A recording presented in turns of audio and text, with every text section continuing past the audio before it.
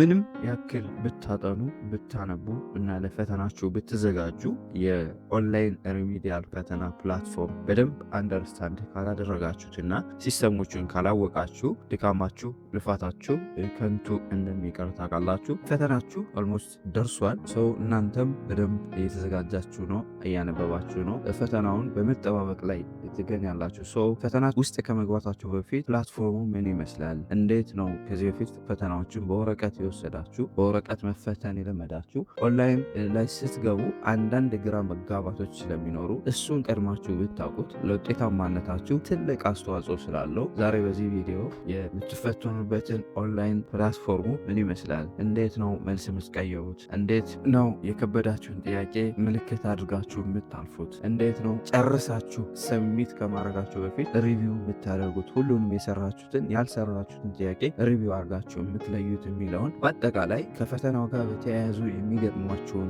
ችግሮች በዚህ ቪዲዮ ኢንዲቴል ከፈታኝነት ልምዴ ጋር በማገናኘት ሼር አደርጋችኋለሁ። እስከ መጨረሻው ድረስ አብራችሁን ቆዩ። ከመጀመራችሁ በፊት ግን ሰላም እንዴት ናችሁ? ከዚህ በፊት ለማታውቁኝ ፈንታሁን ጻይ ይባላለሁ። በቋሚ ስራዬ የዩኒቨርሲቲ አስተማሪ ነኝ። በትርፍ ሰዓቴ ደግሞ ልክ እንደዚህ አይነት ተማሪዎችን ይጠቅማሉ የምላቸውን ኮንተንቶች በዚህ ዩቲዩብ ቻናል ክሬት አደርጋለሁ።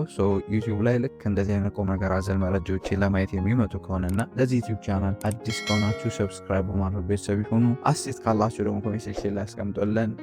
ፈተናችሁ በቅርቡ እንደሚሰጥ ይታወቃል። እናንተም አይ ሆፕ አብዛኞቻችሁ ዝግጅት የጨርሳችሁም አላችሁ፣ ዝግጅት ገና እየተዘጋጃችሁ ያላችሁ። ሁላችሁም ግን አቅማችሁ በፈቀደ ለፈተናችሁ የተዘጋጃችሁ ነው ያላችሁ። ድካማችሁ ልፋታችሁ ውጤታማ እንዲሆን የፈተና ኦንላይን ፈተና ፕላትፎርማችሁን በጥቅሉ በተወሰነ መጠን አንደርስታንድ ማድረግ ስላለባችሁ እንግዲህ የመጀመሪያው ፈተና መልስ ከሰራችሁ ሎጊን ማድረጉ ፓስዋርድ መቀየሩ ሁሉ ነገሩ እንዳለ ሆኖ እሱን ከፈለጋችሁ ከዚህ ቪዲዮ ታገኙታላችሁ። ቪዲዮ ማየት ትችላላችሁ። ነገር ግን በዋናነት መልስ በወረቀት ሰርታችሁ እንደምትቀይሩት ሁሉ በኦንላይን ፕላትፎርማችሁ ደግሞ መልስ መቀየር ስትፈልጉ አንድ መልስ ከመረጣችሁ በኋላ ፈተናችሁ ምርጫ ነው። አንዱ መልስ ከመረጣችሁ በኋላ መልስ ያላችሁትን ከመረጣችሁ በኋላ ታች ላይ ክሊር ማይ ቾይስ ምትላለች። መልስ መቀየር ስትፈልጉ መጀመሪያ ክሊር ማይ ቾይስ ብላችሁ መልስ ነው ያላችሁትን እንደገና መምረጥ ትችላላችሁ። በዚህ መልኩ መልሳችሁን የተሳሳተ መስሎ ከተሰማችሁ እና መቀየር ከፈለጋችሁ መቀየር ክሊር ማይ ቾይስ በማለት መቀየር ትችላላችሁ ማለት። ሌላውና ሁለተኛው ነገር ምናልባት የከበዳችሁና ለጊዜው ግር ያላችሁ ጥያቄ ስታገኙ እሱ ጥያቄ ላይ በደንብ ሰዓታችሁን መፍጀት ሳይጠበቅባችሁ ለወዲያው መልስ ነው ያላችሁትን ያመናችሁበትን መልስ ነው ብላችሁ ያመናችሁበትን ምርጫ መርጣችሁ ፍላግ አድርጋችሁ ወይ ፍላግ ኩዌስችን አድርጋችሁ ወይ ምልክት አድርጋችሁ ፍላግ ስትሉት ቀይ ነገር ያደርግበታል፣ የሆነ ቀለም ይቀባዋል። ያ ማለት ምልክት አድርጎላችኋል ማለት።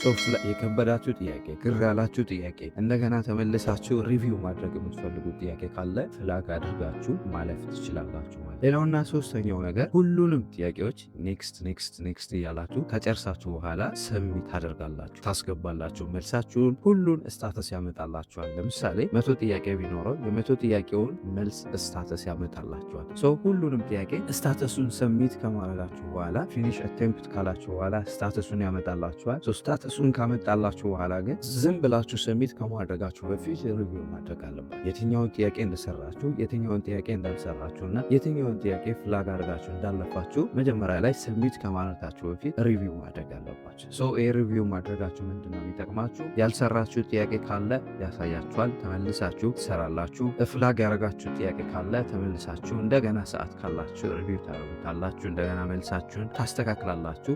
እንደዚህ በማድረግ ትንንሽ የሚመስሉ ነገር ግን ለውጤታማነታችሁ ትልቅ አስተዋጽኦ ያላቸውን ቴክኒኮች በመጠቀም ኤግዛም ፕላትፎርማችሁን በዲቴል አንደርስታንድ በማድረግ እና ባለመደንገጥ ፈተናው ላይ ወይም ወደ ፍሬሽማን ወደምታደርጉት ፈተና ወይም ጉዞ ውጤታማ በሆነ መልኩ ማለፍ ትችላላችሁ ማለት። እነዚህን ቴክኒኮች በጣም ብዙ ነገሮች አሉ ኢንዲቴል ከዚህ በፊት ለአምና ተፈታኞች የሰራሁት ቪዲዮ አለ። ይህን ቪዲዮ ኢንዲቴል ማየት ትችላላችሁ። ነገር ነገር ግን በዋናነት እነዚህ ነገሮች ምናልባት ሎጊን ማለቱ ፓስዋርድ እና ዩዘርኔማችሁን ነው የምታስገቡት። ከገባችሁ በኋላ የፈተና ፓስዋርድ ይሰጣችኋል። እሱን አስገብታችሁ ትገባ። ብዙ ነገሮች አሉት። ሌሎቹ ነገሮች በፈተና ትችሏችኋላችሁ፣ ቶሎ ቀላሎች ናቸው። ነገር ግን ደግሞ በፈተና አስተባባሪዎች ይነገሯችኋል፣ ታደርጓቸዋላችሁ። ፈታኙ አንድ የአይሲቲ ባለሙያ አንድ ፈታኝ ስላለ ሁሉም እናንተን ስለሚረዳችሁ ቀላሎች ነገሮች ናቸው። ነገር ግን ፈተናው ላይ በምታደርጉት ፈተናው ላይ በምትሰሩበት ጊዜ እነዚህን ቴክኒኮች በመጠቀም ውጤታማ በሆነ መልኩ